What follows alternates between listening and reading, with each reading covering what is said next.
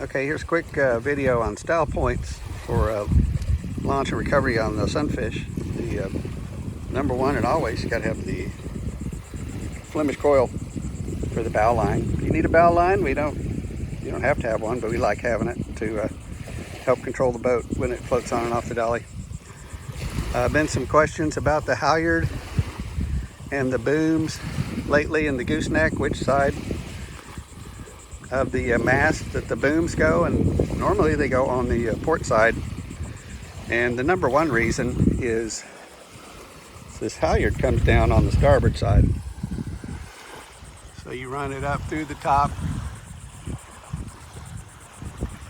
on the port side and then back down starboard side. So now when you're hoisting the sail, you're all clear over here. All the sail and everything else is on the other side. So you probably have to loosen your gooseneck and flop it around, pointing to starboard, the right side.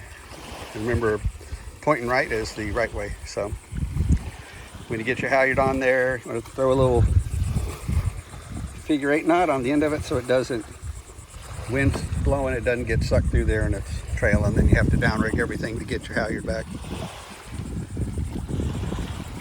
Do your clove hitch, and then we throw in a couple of extra half hitches.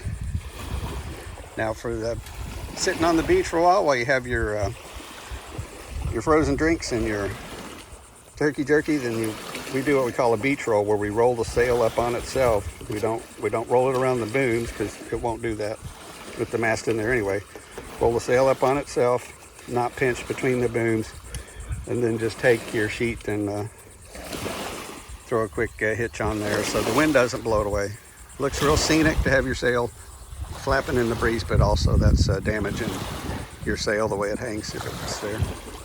Now throw your rudder, pop your rudder up, throw your booms on the starboard side.